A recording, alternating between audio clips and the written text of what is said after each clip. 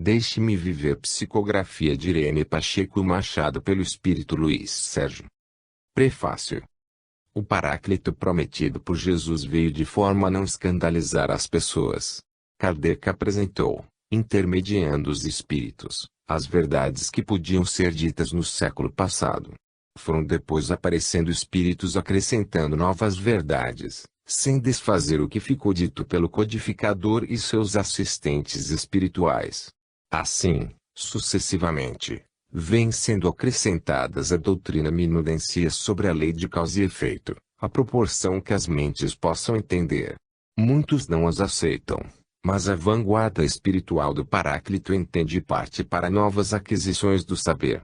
Seguindo essa linha de conduta, Luiz Sérgio veio, desde seu primeiro livro, dosando a pílula. Cada livro seu traz novidades compatíveis com o entendimento de seus leitores e de acordo com as necessidades dos espíritos irrequietos da modernidade. Conquistou os jovens leitores de tal forma que pode agora trazer alimentos proporcionalmente mais fortes a cada livro que apresenta. E, assim, veio este Deixe-me Viver. Como diz o Evangelho. Discurso duro de ouvir, mas necessário, em face dos desmandos da humanidade atual para atender ao preceito de Jesus: conhecereis a verdade e a verdade vos libertará. É trágico, mas lógico. Quando assistimos às sessões de tratamento orgânico, ou seja, aquelas em que os espíritos usam de médiuns de efeito físico para curar o físico dos enfermos, vê-se, às vezes, espíritos que são trazidos para tratamento orgânico, isto é, recomposição do perispírito dilacerado ou defeituoso. Tínhamos vaga ideia de que havia alguma coisa sobre desencarnados por acidente.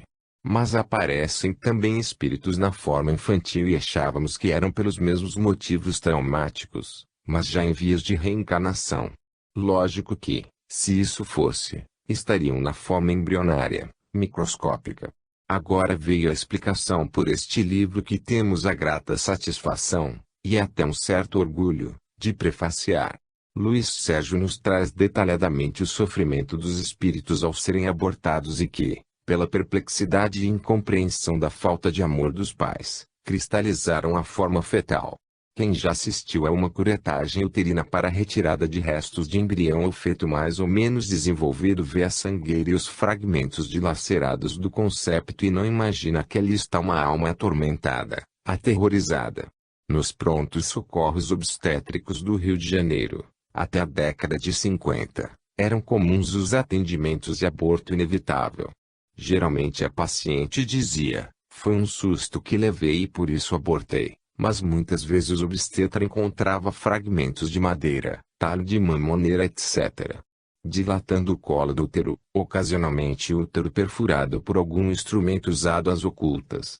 Eram casos constrangedores, mas levados à conta da ignorância.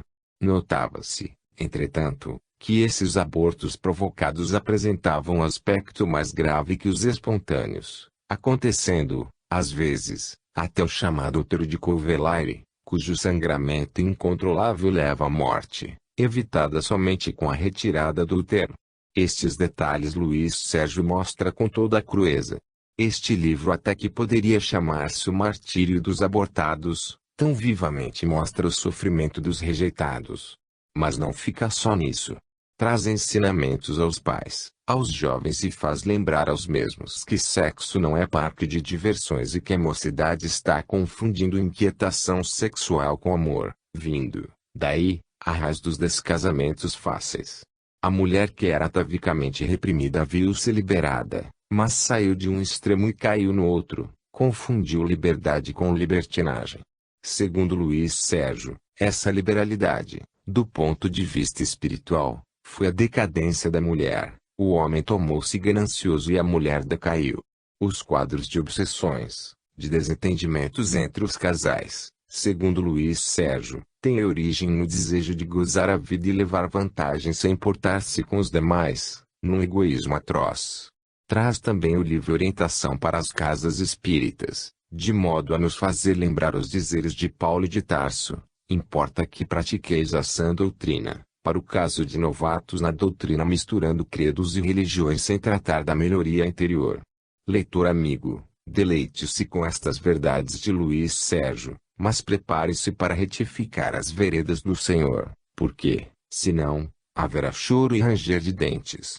Luiz Sérgio, aquele abraço do tio, amigo e admirador, Júlio Capilé. Brasília, 09 de outubro de 1992. Mãe, não me mate, deixe-me viver. Mensagem ao leitor. Deixai vir a mim os pequeninos e não os embaraceis. Marcos, X, 14.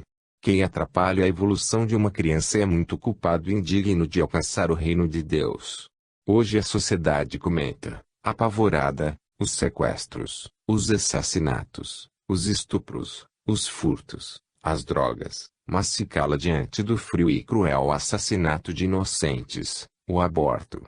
Em vários países o aborto cresce, até mesmo protegido por lei. Todavia, ninguém se detém para pensar que esses crimes são praticados contra milhares de inocentes e indefesos seres. A vítima não tem voz para suplicar, deixe-me viver, não me mate, nem braços fortes para se defender. Essas crianças estão sendo esquartejadas friamente, sem piedade, por mentes gananciosas e sem Deus. Quase ninguém se importa. Poucas campanhas se levantam em prol da vida desses pequeninos. Vida esta tão importante como a de cada um de nós. Quem interrompe uma gravidez está rasgando a passagem de alguém para a escola da evolução. Não esqueçamos que o feto só está alojado no útero porque obedeceu a um planejamento de Deus. Porque o homem não respeita semelhante obra. Sabemos que muitas mulheres se julgam donas do seu corpo e com orgulho levantam bandeiras, dizendo: eu me pertenço, faço do meu corpo o que desejo, do meu ventre disponho como quero. E assim vão matando sonhos, esperanças e causando dores. É certo, companheiros. Será que não nos conscientizamos ainda de que desde a concepção já a vida não houve de que a mulher é terra fértil, destinada a alimentar a semente divina? Mas muitas fogem dessa responsabilidade, desejando apenas ser fêmeas, mães, jamais. E matam cruelmente, de várias e estranhas maneiras. Que é o corpo da mulher. Um santuário, onde órgãos férteis mantêm com vida um embrião. Nenhum cientista é capaz de criar um corpo de mulher, e muitas não se respeitam, fazendo de si um objeto de desejo e de consumo. Até quando os defensores dos direitos humanos irão ignorar esses bárbaros crimes que são praticados diante de uma sociedade estática?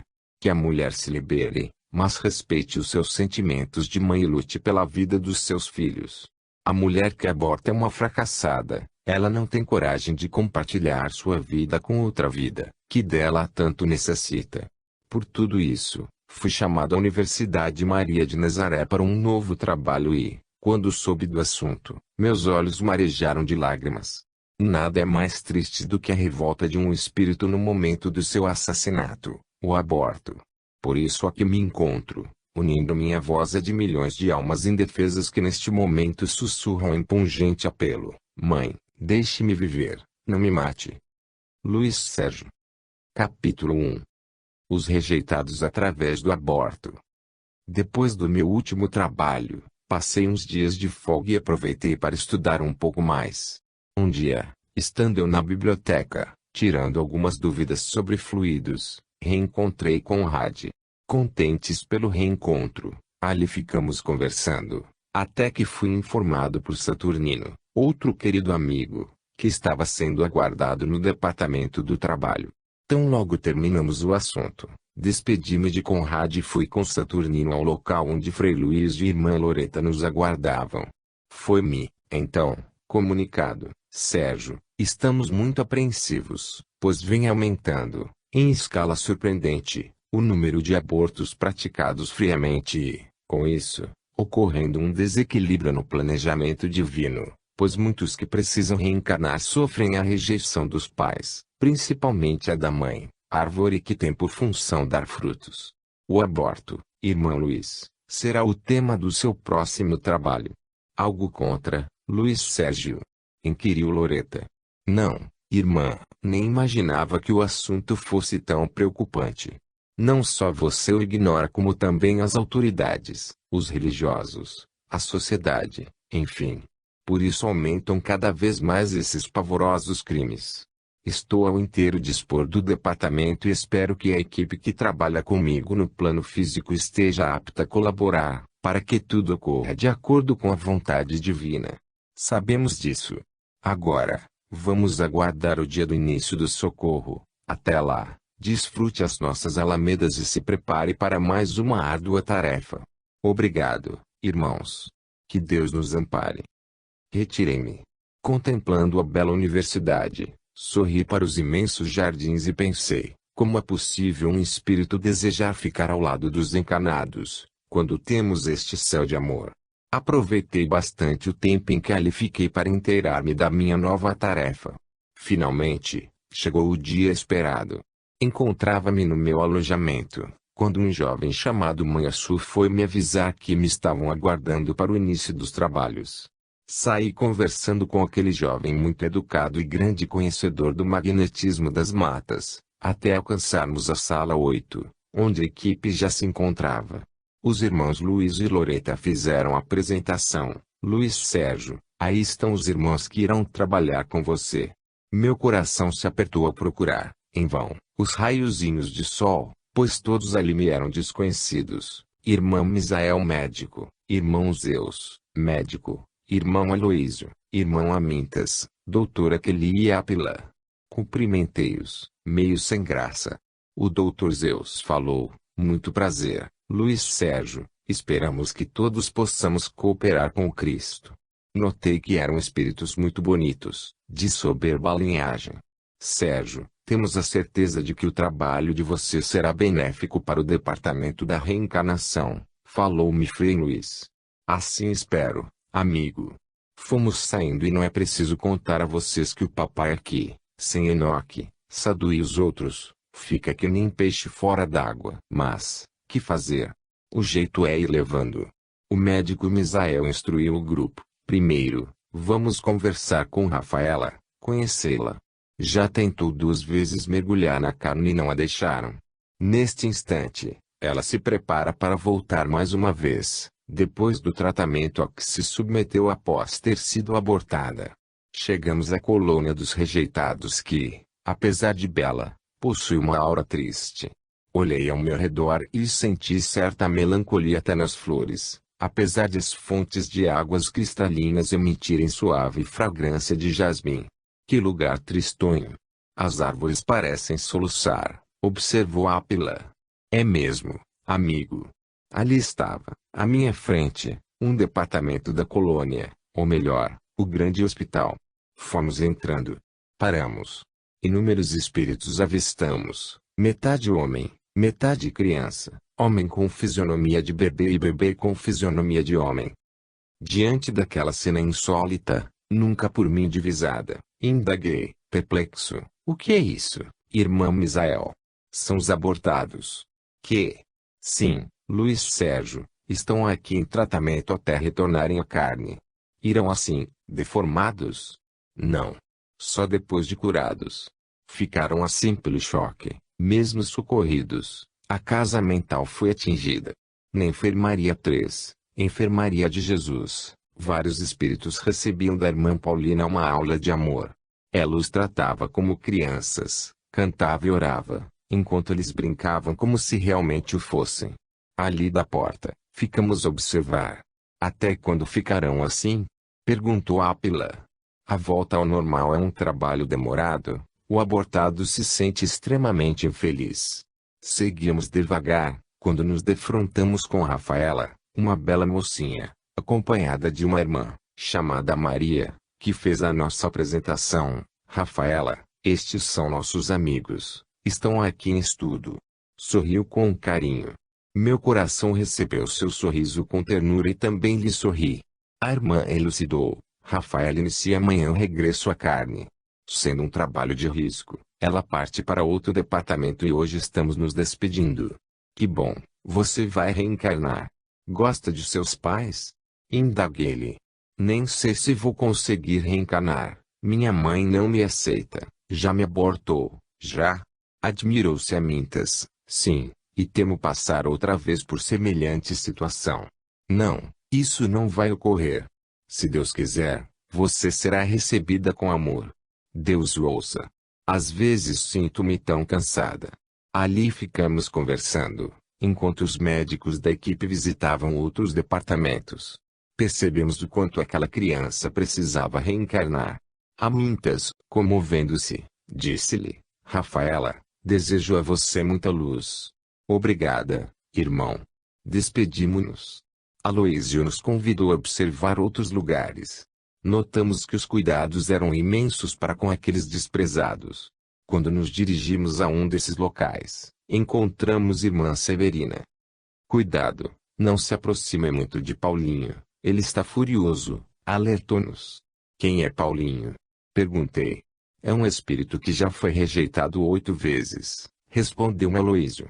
8 vezes? E por que ainda tenta? Por ser necessário.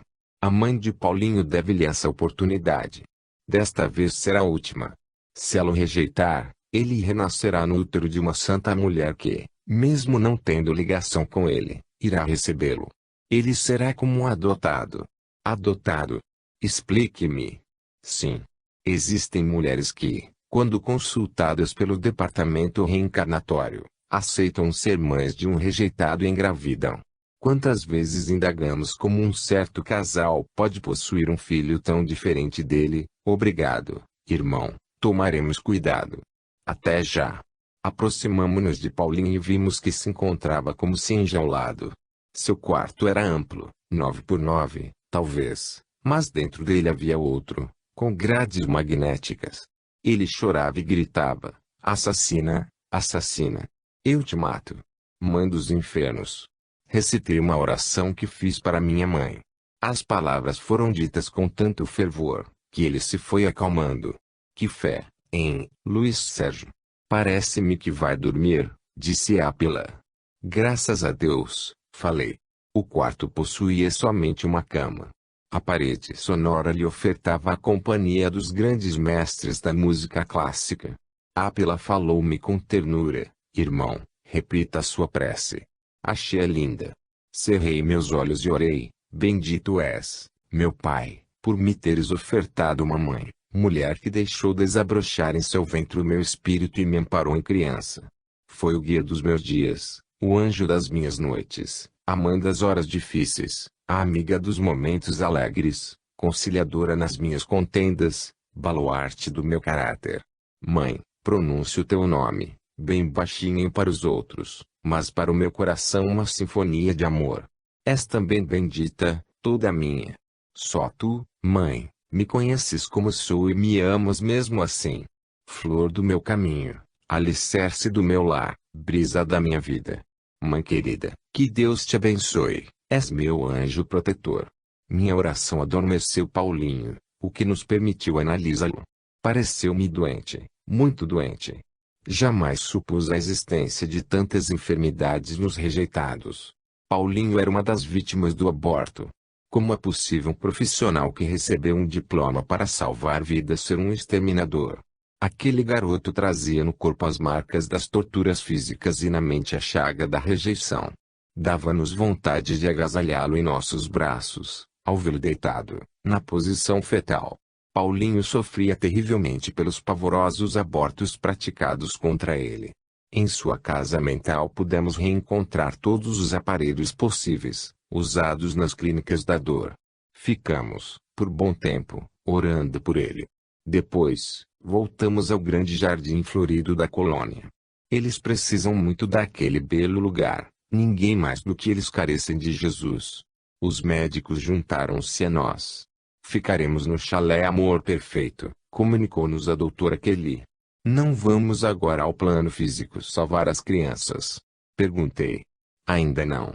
Conheceremos antes cada caso, para tentar ajudá-los. Desculpe, irmã, mas os raiozinhos não podem trabalhar com a gente. Não, Luiz, no momento eles tentam salvar também outras crianças de Jesus. Espero que você goste de nós, falou Zeus. Desculpe-me, sou meio lelé da cuca. Conhecemos você muito bem e sabemos que o irmão é possuidor de um imenso coração, que também nos abrigará.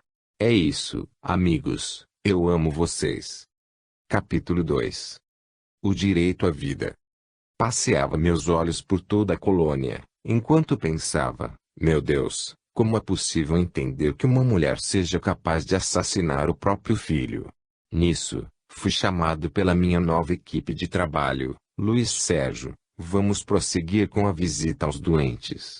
Assim o fizemos e chegamos a uma enfermaria. Os bebês eram metade bebê, metade adulto, como me referi antes. Uns urravam, outros choravam, e ainda outros proferiam palavrões, todos muito revoltados. O encarregado daquela enfermaria permitiu que somente os médicos entrassem e estes, quando o fizeram, foram cercados pelas vítimas do aborto. A doutora Kelly indagou, quando eles voltarão à carne? Não sabemos. Antes terão de sofrer algumas cirurgias perispirituais e receber tratamento psicológico. Se os irmãos desejarem, podem assistir à luta dos psicólogos espirituais para tratar essas mentes, pois muitos deles relutam em sarar. Zeus aproximou-se de Mário e lhe perguntou, que deseja o irmãozinho? Quero mamãe, quero papai, respondeu, com voz infantil. Zeus alisou sua cabecinha, dizendo, carinhosamente, recorde, Mário, que Deus, nosso verdadeiro Pai, jamais nos abandonou. Procure tomar-se o filho dele e jamais será abandonado. Mário começou a babar, com a mão dentro da boca. Jogou-se ao chão, retorcendo-se e gritando, mamãe, papai, mamãe, papai. Da porta, eu e os outros companheiros observávamos a triste cena. Eu fazia força para parecer durão, mas o meu espírito chorava de tristeza por verificar que, enquanto as clínicas abortivas se alastram no Brasil e no mundo, o plano espiritual colhe os lírios e os cura das violências de que são vítimas no plano físico. Ninguém pode imaginar o trabalho da espiritualidade nas colônias que funcionam como verdadeiras clínicas de recuperação. E tudo isso porque o homem e a mulher julgam-se no direito de matar. Observávamos o martírio dos rejeitados, quando vimos Solange, uma garotinha, ou melhor, um bebê, toda deformada, que gemia baixinho. A médica de serviço, chegando bem perto, envolveu-a com a luz azul, enquanto ela, suplicante, olhava para todos. Hoje vamos submetê-la a mais uma cirurgia. Logo estará curada, falou a doutora para Solange. O nenê nada disse, mas seu olhar queria indagar, para quê? Para voltar ao plano físico e ser novamente violentada através do aborto. A médica pareceu compreender Solange. Se agora tiver de voltar, será através de uma mulher que mesmo não tendo ligação espiritual com você, irá recebê-la como filhinha querida. Existem, Solange, criaturas boas e mulheres divinas, não temos encanados. Existem criaturas maravilhosas, que tudo fazem pelos outros. Poucos são os maus. Solange submetera-se ao longo tratamento perispiritual. Fora sugada pelo aborto, retirada do útero materno aos pedaços e já sofrera, até aquele momento, 8 operações, porém recusava-se a pagar de sua casa mental os minutos cruéis do seu assassinato. Que mãe, hein? Vamos assistir ao filme de Solange, Luiz Sérgio. Acionado, o projetor nos ofereceu a imagem de um casal em sua vida social, barzinhos, festas, cinemas, teatros, enfim, aproveitando a vida, até que surgiu uma gravidez inesperada. E justamente quando planejavam uma viagem para a Europa. O que fazer com a criança? Não pensaram duas vezes, abortar. Assim, a mãe de Solange deu entrada numa clínica de aborto, pagando alta quantia para se livrar dela. Nem achou caro. Não sabia ela o quanto este dinheiro iria render-lhe de débito. Quantas lágrimas teria de verter para pagar este hediondo crime. Queira Deus que Solange um dia cruze o seu caminho e possa perdoar-lhe. Jamais supusera existissem casais que por um nada matassem seu próprio filho. Acompanhamos, em seguida, o suplício de Solange, recebendo as pancadas de um médico aborteiro. Ninguém pode imaginar esse horror. Só não sofre mais o espírito do abortado, porque Maria de Nazaré e sua falange de abnegados espíritos divinos fazem guarda nessas clínicas, para socorrer essas vítimas indefesas. No momento em que o espírito está lutando para permanecer no útero, a equipe de Maria tenta retirá-lo, antes do crime, Mas muitos deles reagem, por julgar que a mãe ainda vai desistir do seu intento. Fiquei louco de dó. Solange acreditava que a mãe fosse salvá-la. Corria do aparelho, apavorada, rejeitando o socorro da equipe de Maria. Enquanto o homem mata, Deus cria e perdoa os que não respeitam a vida, mas aí daqueles que brincam com as obras de Deus. A maternidade bendita é a luz a clarear a terra. Solange foi esquartejada e jogada em uma lata de lixo. Seu perispírito, todavia, foi socorrido pelos médicos divinos. Ninguém conseguia apagar da mente de Solange a violência sofrida. E ainda vão mandá-la de volta a tão sangrento casal? Perguntei ao meu colega. Não. Solange sofreu muito e agora entrará em uma outra família. Será adotada no plano espiritual. Que? Explique para mim, não estou compreendendo. Mas é fácil compreender. Há muito esta criança espera a boa vontade dos pais, e eles sempre relutando em recebê-la. As voltas dolorosas maltrataram Solange demais. Será selecionado um lar, mesmo sem que ela tenha qualquer vínculo com o casal escolhido, ou seja, dívidas pretéritas. Queira Deus ela ame como merecem aqueles que, por bondade, irão abrigá-la. O casal em questão não tem filhos e há muito deixou de se preocupar com essa possibilidade. Agora vai receber Solange, uma criança marcada pela ignorância do homem, mas rediviva pela bondade de Deus. Sabemos que os espíritos, unidos pelos sentimentos, formam no espaço grupos e famílias. Solange não pertence ao grupamento espiritual da família que irá abrigá-la. Os que seriam seus pais longe se encontram de Deus. Sabe que Solange foi mãe do homem que hoje pagou para matá-la? Veja o que faz a matéria, entorpece os sentimentos, e se o homem não se espiritualizar, cada vez mais se distanciará de Deus. O que pode acontecer aos pais que a renegaram? Não sabemos. Mas um dia chorarão de remorsos. Outro caso lamentável foi o de Fernando. Da cintura para baixo possuía a forma de um bebê e da cintura para cima o formato de um homem. Seu olhar cintilava de ódio. O médico lhe perguntou: "Você é o Fernando?" Ele assentiu, com um leve movimento de cabeça. "Deseja conversar hoje?"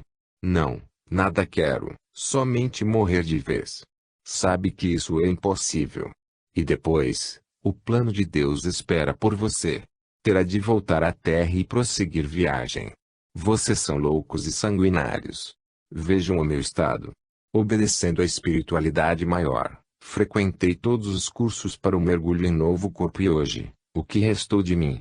Uma deformação odiosa, pela rejeição de alguém que prometeu acolher-me em seu ventre. Tudo mentira. Nada quero, não acredito em mais nada. O mundo é feito de ódio.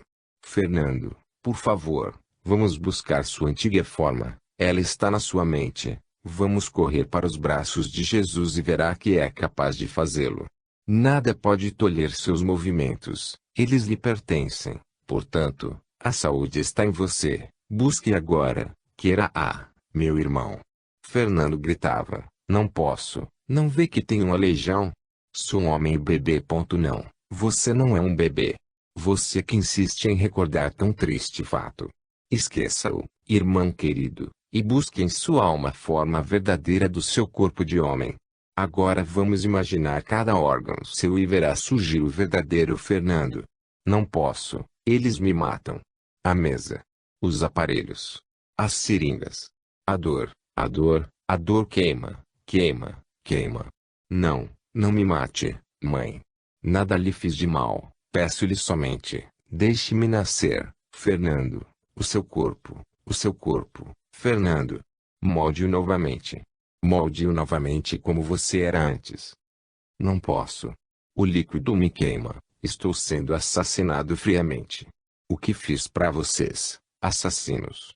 Reduzem minha afeto e, agora, covardemente, abusam da minha pequenez e me matam.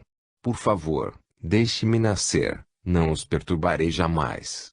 Abandonem-me depois para que outros me criem, mas não me matem. Covardes. Eu não tenho armas para me defender. Um dia terão de pagar por isso e o meu ódio será eterno. Como posso chamá-la de mãe, quando assassina um filho inocente e indefeso? Nem o animal pratica tão cruel assassinato. Bandidos, bandidos cruéis. Dizendo isto, desmaiou. Luiz Sérgio, todos os dias tentamos trazer o Fernando de novo à realidade, mas ele não esquece o aborto covarde que sofreu. Fernando foi retirado dali, mas os seus gritos ainda ressoam em meu espírito. Como vocês são cruéis, eu não posso me defender, sou tão pequeno. Vejam, o que lhes posso fazer de mal? Apenas deixem-me nascer, não me matem, covardes. Meu Deus, que desespero. Tem razão, Luiz, esta colônia é regada pelas lágrimas. Ao virar-me para ver quem me falava, vi irmã Rosália, a querida irmã das flores, o rouxinol de Deus. Encostei a cabeça em seu ombro e chorei como uma criança. Ela me consolou, carinhosamente. Querido Sérgio, fique calmo, o trabalho vai exigir-lhe muito equilíbrio. Não se esqueça de que, enquanto o homem despreza, a espiritualidade maior socorre e ampara. Todos recebem de Maria e de Jesus as bênçãos da eternidade. Irmã, será que o homem nunca se conscientizará de que seu corpo é frágil e um dia terá de guardá-lo numa vala de terra para que os vermes se alimentem dele? Será que a mulher não aprende com Maria a amar o seu filho como uma obra das suas entranhas? Até quando a mulher que aborta vai ser um objeto sem coração? Meu filho, não julgue. Elas são tão infelizes. O ser que não respeita não é respeitado. Nada é mais triste que isso. Os médicos ainda permaneceram ali, mas nós seguimos irmã Rosália até o refeitório, onde outros rejeitados se encontravam. Irmã Rosália foi cantando: Mãe, deixa-me nascer, preciso muito de ti, eu quero descer à terra e crescer. Deixa-me, mãe, não me mates, não. Se tu podes viver, por que me matar? Não me mates, não. O refeitório estava repleto. Aquelas crianças deformadas pareciam filhos de uma guerra. Porque ainda estão assim. Cada um guarda na lembrança o cruel momento do aborto. E ainda por muito tempo eles irão sofrer o trauma dolorido da maldade humana. Luiz Sérgio, hoje, no mundo inteiro, o aborto é praticado. São milhões de almas que voltam para o plano espiritual em estado desesperador. Fala-se muito em direitos humanos, mas ninguém levanta a voz para defender a vida de um feto. Eles são ainda tratados, por alguns homens, como uma bola sem vida, desconhecendo que no zigoto já existe vida. Enquanto na Terra existir uma clínica de aborto, nela existirão lágrimas e desespero. O homem que defender esse covarde crime sentirá o ranger dos dentes.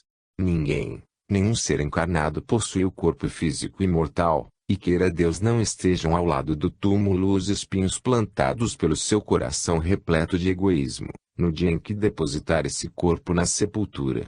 Ninguém tem o direito de infringir as leis da natureza e nesta colônia defrontamos com milhares de espíritos que não puderam reencarnar, porque a ganância de alguns profissionais e o egoísmo de algumas mulheres não o permitiram.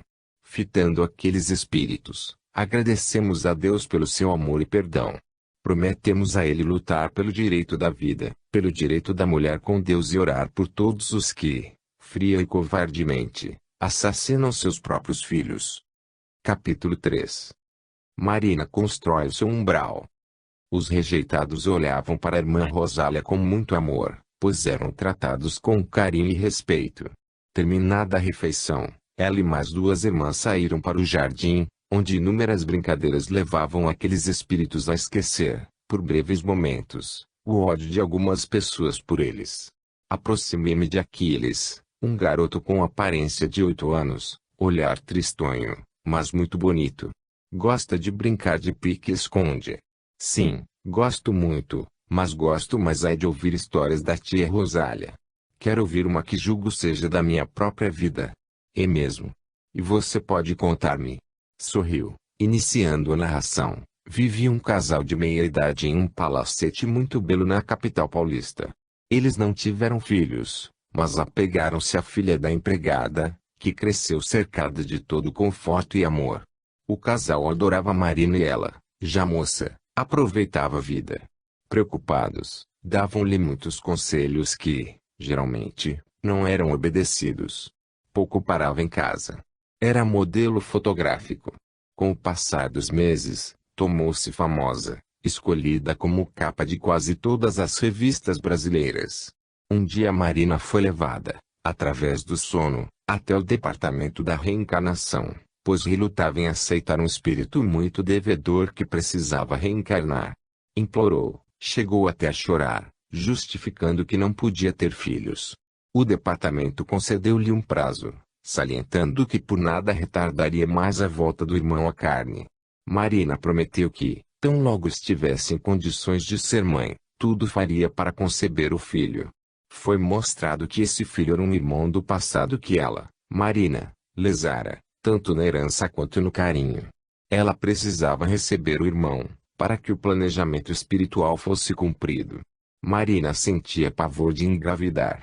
Os filhos, no seu entender, só serviam para atrapalhar e ela não tinha tempo. O sucesso era sua meta. Os pais adotivos adoravam e almejavam um neto. O tempo foi passando. Sua mãe verdadeira desencanou, deixando Marina só com os velhos pais adotivos. Seguiram-se viagens e compromissos. Um dia, a sineta do amor ressoou no departamento da reencarnação e Marina se viu grávida. Horror, desespero, lágrimas. Os pais prometeram ajudá-la, ficariam com a criança. Mas, e o seu corpo escultural? O que seria dela, gorda e preocupada com um filho? Se a vaidade gritava mata, o coração de mulher dizia baixinho eu preciso ter um filho. Aquela tarde de setembro, continuou Aquiles, encontrou Marina sentada na sala de espera, aguardando o momento de se livrar do feto. Já o sentia crescendo no seu ventre de mulher. Não queria pensar, nem havia contado sobre a gravidez para o homem com o qual vivia um louco e atormentado amor. Celso lhe cobrava uma dedicação absoluta, morria de ciúmes dela, era apaixonadíssimo e desejava casar-se o mais depressa possível. Número para melhor compreensão desta passagem, consultar o livro Lírios Escolhidos, 12 graus volume da série Luiz Sérgio, capítulo 4 Gravidez. Se ele tomasse ciência da gravidez, obrigá-la-ia a ter o filho. Marina meditava. Enquanto se encontrava pensativa, os socorristas daquela clínica abortiva tudo faziam para que ela desistisse do crime. Os seus pensamentos estavam embaralhados. De repente, surgiu uma criança linda, pedindo-lhe, deixe-me viver. Não me mate. Mas, se os socorristas lhe chamavam pelo coração, outros espíritos lhe aguçavam a vaidade. Era a luta entre o bem e o mal. Na hora em que Marina deu entrada na sala médica, o olhar dos socorristas foi de desespero. Mais um crime seria ali praticado, num matadouro de homens. O médico, Roberto, usando dos mais sofisticados métodos, em alguns minutos destruiu o trabalho de anos da espiritualidade. No momento da sucção, Marina sentiu seu coração doer. Era o filho que se desligava do seu corpo. Olhou os pedaços de carne atirados no lixo e pensou, ainda bem que não tem vida. Ela, porém, não assistiu, do lado espiritual, a uma equipe médica entrar em ação e tentar, desesperadamente, impedir que o feto sofresse demais. Contudo, mesmo recebendo boa assistência do departamento encarnatório, o espírito não conseguia livrar-se da dor da rejeição e se contraiu de tal maneira, que o seu perispírito sofreu uma sobrecarga energética e continuou criança. Uns conseguem crescer aqui na colônia, outros se veem ora criança, ora adulto. Não é raro voltarem totalmente alucinados pela forma violenta do aborto. Esses são confiados a excelentes psicanalistas ou psiquiatras, tal trauma que sofrem. Marina jogou o corpo do filho numa lata de lixo, corpo este que ela, com seu parceiro, compuseram no ato de amor. Marina deixou, naquela clínica, um pedaço do seu corpo e levou consigo um débito enorme. O grupo de socorristas sentia-se desolado, por mais que prestasse auxílio à criança. Ela, bastante perturbada, retorcia-se nos braços dos enfermeiros e gritava sem parar. Quando Marina chegou à sua casa, foi repousar, sentia-se vazia e triste. Algo acontecera com ela. Mas isso durou pouco tempo, pois estava novamente aproveitando a vida. Os pais adotivos viveram pouco mais, vindo a falecer. Ela ficou milionária, e aí, viajando muito, largou um homem que dizia amar, iniciando outro romance, agora com um político. Pobre Marina, outra vez chamada ao compromisso, aceitou sem vacilar. Era fácil livrar-se de uma gravidez, porquanto existem clínicas com excelente aparelhagem, completo tratamento e ela bem as conhecia. Volta ao departamento trazendo a mesma criança, só que agora, se ela nascesse, iria dar um pouco mais de trabalho. O perispírito havia sofrido com o último aborto e o espírito ainda estava perturbado. Quando Marina soube da gravidez, nem se preocupou. Marcou uma hora e lá, mais uma vez, extraiu o feto, não sabendo ela que nesse segundo aborto o filho designado para ela sofreu ainda mais. Foi dramático. Não só ele sofreu, como também Marina, porque perdeu muito sangue, sentindo-se muito mal. Mas, outra vez olhou o depósito de lixo e pensou, nem estava formado ainda. Se ela fosse espiritualizada, teria visto a expressão de horror e muitas lágrimas naqueles pequenos olhos. Marina logo estava recuperado e voltou a aproveitar a vida. Os parceiros eram trocados conforme o momento vivido. Agora se dizia apaixonada por um jovem, cerca de 5 anos mais novo, que sonhava ser pai. Marina não engravidava. Passou por vários tratamentos, até que um dia anunciou ao homem amado a gravidez. Quanto à felicidade, a espera não foi fácil, sofreu, mas com um repouso absoluto até o parto, a criança nasceu. Só que ao sofrer tanta violência, aquele espírito voltou à terra com algumas deficiências. Marina não se conformava, e os amigos diziam, coitada, não sabendo que foi Marina a culpada daquelas lesões no filho. O marido queria um filho perfeito, ao sabê-lo deficiente, não aceitou e Marina se viu sozinha. Revoltada, criava o filho, ou melhor, sustentava-o materialmente, pois era criado por Ilza, uma velha babá. Ela continuava na mesma rotina e nunca mais foi mãe. Às vezes olhava o filho doente e uma lágrima molhava o seu rosto. Remorso? Não sei. Acho mesmo que de revolta. A rica, cobiçada e linda mulher tinha um filho doente. Era demais para ela. Nunca Marina perdoou a Deus, a injustiça de Deus, como ela sempre dizia. E o garoto, o que foi feito dele? Perguntei a Aquiles. Para a felicidade de Marina, desencarnou com 12 anos. Teve uma parada cardíaca. Os remédios que tomava eram tão fortes que o coração não aguentou. Mas quando isso aconteceu, o menino já tinha estudado e aprendido muito no corpo físico. Para que hospital ele foi quando desencarnou? Veio para cá. Não se esqueça de que é um rejeitado. E Marina? O que foi feito dela? Desencarnou. Um dos seus amores, com imenso ciúme, lhe tirou a oportunidade de pagar os seus débitos na carne. Hoje sofre nos umbrais, grita por clemência, mas ninguém pode aproximar-se dela. Plantou a dor e está colhendo o desespero. E por que você não vai até lá buscá-la? Simplesmente porque até ontem eu era um doente.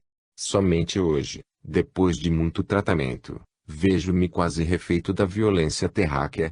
Vou pedir permissão para ajudar minha mãe, queira Deus ela agora me aceite, falou, com os olhos rasos de lágrimas. Não só ele chorava, eu chorava muito mais e pensei, como é triste desejar aproveitar a vida, esquecendo-se de respeitar as outras vidas. Que Deus perdoe aqueles que matam os sonhos alheios. Abri as Escrituras, Sabedoria, capítulo 7, versículos 1 a 6. Salomão era apenas um homem. Também eu sou um homem mortal, igual a todos, filho do primeiro que a terra modelou, feito de carne, no seio de uma mãe, onde, por 10 meses, lunares, no sangue me solidifiquei, divirei o semente do prazer, companheiros do sono. Ao nascer, também eu respirei o ar comum. E, ao cair na terra que a todos recebe igualmente, estei minha voz chorando, igual a todos. Criaram-me com mimo, entre cloeiros. Nenhum rei começou de outra maneira. Idêntica à entrada de todos na vida, e a saída. Capítulo 4. Iura sequelas da insensatez. À medida que me inteirava das histórias daqueles espíritos, mais me comovia. Como pode o homem ignorar o mundo espiritual, se aqui e ali um adoece, outro desencarna? Mesmo assim, A humanidade está cada vez mais materialista e é esse materialismo que hoje faz aumentarem as clínicas do aborto.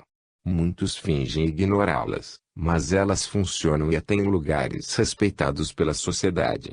Aqui, na colônia dos rejeitados, estamos vivendo ao lado das vítimas da liberdade sexual.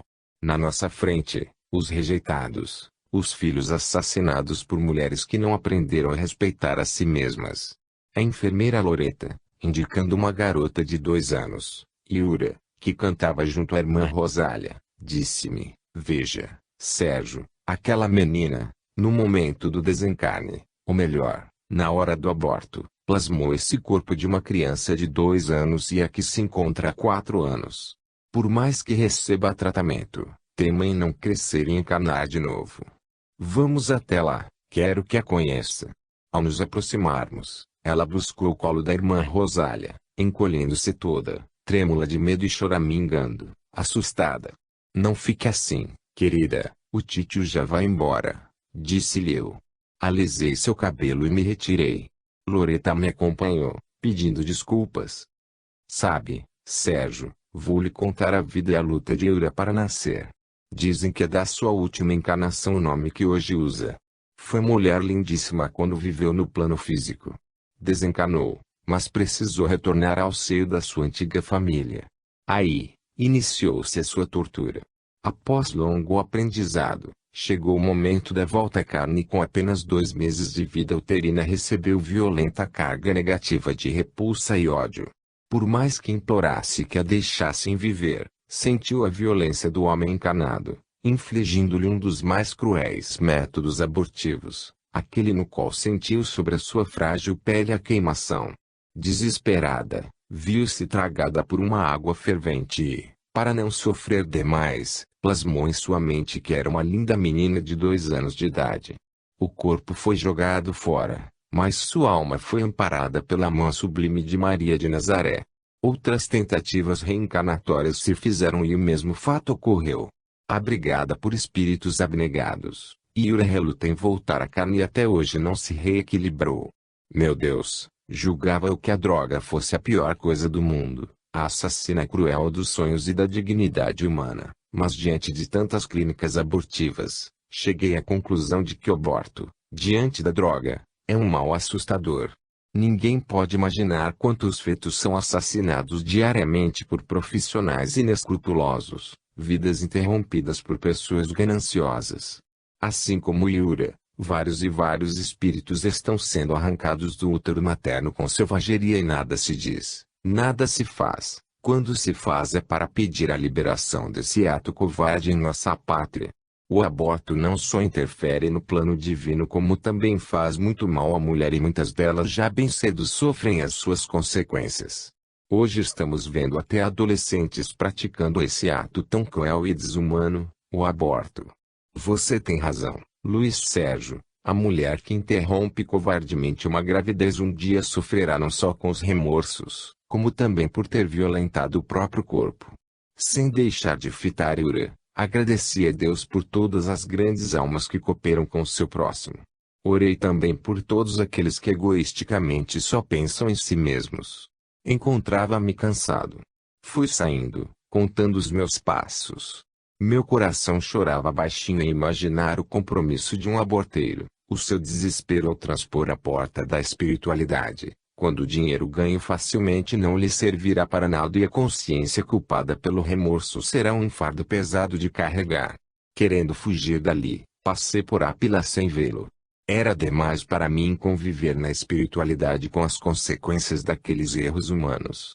Os aborteiros não podem aquilatar quantos pais, mães, filhos e parentes queridos desencarnados foram por eles impedidos de renascer, atrapalhando assim todo o trabalho do Departamento da Reencarnação. Luiz Sérgio, chamou-me Ápila. Sim, irmão. O que deseja? Apenas convidá-lo a descermos. Hoje vamos integrar a equipe das encarnações difíceis. Difíceis, amigo?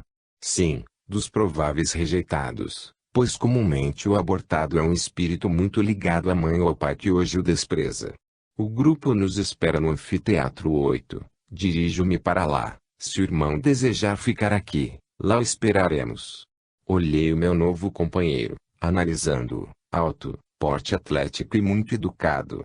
Sorri-lhe, agradecido, mas ainda fiquei na pracinha algum tempo, onde as flores me sorriam, encorajando-me a prosseguir na minha luta evolutiva junto a todos os que sofrem. Quando cheguei, Arthur morava para iniciar o trabalho na crosta da terra. Acomodei-me no final do anfiteatro e me senti aliviado com as preces ali proferidas, como se uma nova energia me banhasse o corpo e o espírito. O ambiente era de uma paz tão grande, que pensei, isto é um pedaço do céu. Muitos oravam sentidas preces, cada qual mais bela que a outra, levando-nos às lágrimas. Era o departamento reencarnatório que pedia a todas as mães encarnadas, deixe-os viver. Capítulo 5. Nova incursão de Jonas. Ao sairmos dali, caminhamos até a sala da doutora Isis. Ela nos recebeu muito sorridente. Luiz Sérgio, já conheceu a colônia? Só alguns departamentos, que me deixaram bastante triste. O encarnado nem imagina, ao praticar o aborto, o mal que está fazendo, destruindo o trabalho de tantas pessoas em apenas alguns momentos. E o pior, o aborto não só maltrata o feto, como leva o seu espírito a um terrível desequilíbrio. Hoje, Luiz Sérgio, pratica-se o aborto com uma facilidade enorme, mesmo no Brasil, onde é considerado crime, até em hospitais ele é praticado sem piedade. Alguns ginecologistas dizem que a paciente vai fazer uma cauterização e realiza um aborto. Verdade, irmã? Luiz Sérgio, no Brasil são bem corriqueiros estes fatos. Irmã, por que matam tanto? Porque acham que os filhos dão trabalho e muitas mulheres não possuem amor suficiente para a renúncia que a maternidade exige. Trabalhando junto às crianças encarnadas, constato o desleixo em que muitas são criadas. Inúmeras pessoas julgam desnecessários certos cuidados com o bebê e este, muito frágil, logo sofre as consequências da falta de higiene. Mas já ouvi dizer que o excesso de cuidados é prejudicial a uma criança. O exagero, sim, mas uma criança necessita de ambiente limpo, roupas confortáveis e mãe amorosa. Os sacrifícios despendidos nos primeiros meses serão compensados pela saúde futura do bebê. O leite materno ainda é o melhor alimento e feliz da mãe que tudo faz para amamentar seu filho. Não sendo isso possível, a alimentação artificial tem de ser feita com todo critério. Muitas mães, por comodismo, não esterilizam a mamadeira, enquanto a criança precisar usá-la, deve ser esterilizada. Gostaria que as mães compreendessem o quanto são benéficos para seu filho certos pequenos cuidados. Dizem que é prejudicial muito cuidado com a criança. Por exemplo, se cair a chupeta ao chão, não procurar lavá-la, porque a criança precisa imunizar-se. E verdade? Muitas pessoas, sem conhecimento de higiene, também não lavam o que cai no chão. A defesa imunológica é adquirida através do fortalecimento da própria criança. Sujeira não é defesa, ao contrário, é a inimiga número 1 da criança. Hoje, Sérgio, defrontamo-nos com muitas crianças das classes baixa, média e alta, enfim, de todas as classes, carentes de amor e cuidados, criança que o odor forte acompanha, por falta de asseio. A criança que regurgita demais, isto é, vomita muito, deve ser limpa a cada vômito. A mãe cuidadosa lava o rosto e o pescoço a cada regurgito do seu bebê. Precisamos cuidar bem de um bebê, do contrário ele carregará pela vida afora doenças causadas pelo desleixo. Está vendo, Luiz Sérgio, porque muitas mulheres preferem matar do que criar. Um bebê não dá trabalho quando é tratado com amor, e gostaríamos que todas as mulheres despertassem para a maternidade, tudo fazendo para alimentar a sua criança, tomando suas vidas um cântico de esperança. Existe criança que sofre, não é mesmo? E como, Luiz Sérgio? Infelizmente, poucos renunciam em prol de um bebê. A criança, para muitos casais, é um fardo difícil de carregar. Feliz do ser que recebe de Deus um espírito para cuidar e consegue cumprir satisfatoriamente sua tarefa. Os minutos, as horas dedicados a um bebê serão benéficos para o seu equilíbrio. Os 2 primeiros anos de um reencarnante são importantíssimos. Irmã, gostaria que a senhora escrevesse um livro. Já tenho até o título, Como Cuidar do Seu Bebê. Ela sorriu, dizendo, vou pensar. Mas, Luiz Sérgio, deixemos este assunto para mais tarde e vamos juntar-nos ao grupo. Neste momento está sendo preparada a reencarnação de Jonas. Será de grande proveito para todos nós. Segui ao lado da doutora Isis, pediatra tão amada de todos nós, que trabalha não só pelas crianças espirituais, como está sempre ao lado das mães encarnadas ajudando-as a cuidar com dignidade dos seus filhos. Ao chegarmos ao departamento, já se encontravam lá os doutores Misael, Zeus e Kelly. Aguardamos a chegada de Amintas, Apila e Fabiana. Todos reunidos, o doutor Zeus nos comunicou, vocês acompanharão Jonas até o lar que precisa recebê-lo. Eu e Misael aqui ficaremos torcendo pela vitória de todos. Isis, a nossa irmã pediatra, junta-se ao grupo por conhecer muito bem esse lado do mundo físico. Desejamos-lhes muita paz e amor e que Deus guie todos vocês. Como já conhecia Isis, procurei ficar ao seu lado. Apila logo também tomou-se um grande amigo meu. Dali, fomos até a casa-lar, onde Jonas morava. Fomos recebidos por Cipriano e Januário. Jonas demorou a aparecer na sala e quando o fez me pareceu pálido e tristonho. Boa tarde, amigos. Sejam bem-vindos à minha casa. Kelly falou, Jonas, hoje à noite precisamos estar junto aos seus futuros pais para acertar a sua volta. Doutora Kelly, conhece a minha relutância em retornar ao físico, pois já sofri muito e gostaria de aqui ficar para sempre. Bem sabe que é impossível, mas esperamos que agora tudo corra bem. Endereçou-nos um olhar tão tristonho que eu fiquei morrendo de pena. Abraçou Cipriano e Januário com um carinho imenso. E, assim, daquela casa nos retiramos, levando Jonas conosco. Chegamos ao plano físico. Chovia muito, na cidade onde paramos, bastante encoberta pelo nevoeiro. Parece até o meu coração chorando, não de tristeza, mas de saudade, disse Jonas. Acerquei-me dele e falei, irmão, eu amo você, conte comigo. Obrigado, Luiz Sérgio. Não se preocupe comigo, sou mesmo muito emotivo e sempre que venho morro de saudade da colônia. Logo adentrávamos a casa de Rebeca, um luxuoso apartamento. Jonas emocionou-se ao vê-la e seus olhos marejaram de lágrimas. Rebeca foi ao telefone, falou e depois desligou, zangada. Enquanto estava ali sentada, Kelly colocou Jonas bem perto dela e ele, com um olhar muito triste, a fitava com carinho. Em seguida deitou no seu colo e ela sentiu algo estranho, pensando, não sei porquê, só fico achando que engravidei. Veja se pode. Fernando anda tão estranho comigo, e depois, quem vai cuidar do bebê quando nascer? Deixa pra lá, nem quero mais pensar. Jonas lhe acariciou o rosto. Logo após, ela se levantou para esperar Fernando, o namorado. Mal este chegou, formaram uma briga feia de ciúme e nós nos retiramos, só voltando quando já estavam mais calmos. Fernando foi para perto dela, mas foi repelido. Ele franziu a testa e falou, querida, vou-me embora, não estou bem. Não, não vai. Estou louca para ficar com você, disse, mudando o comportamento. E assim Rebeca foi acalmando Fernando. Nós nos retiramos, respeitando a intimidade do casal. O apartamento, muito bem decorado, era o lar de Rebeca. Há muito morava sozinha e naquele momento os encarregados do reencarne esperavam a hora de atuar. Jonas seria o filho de Fernando e Rebeca, e aguardava o momento. Passei a notar que Jonas parecia diferente de nós, agora andava e falava com dificuldade. Perguntei a Isis, por que Jonas está tão estranho? Há um mês ele está em processo de ligação fluídica direta com os pais. Gradativamente vem ele perdendo os pontos de contato com o plano espiritual e os seus centros de força mudando de rotação para que seu organismo perispiritual possa ganhar plasticidade, necessária à vida como encarnado. E o espírito sofre com esse processo. Ao ser escolhido para reencarnar, é necessário despojar-se de certos elementos que foram incorporados ao seu perispírito quando ele desencarnou e foi viver no mundo espiritual.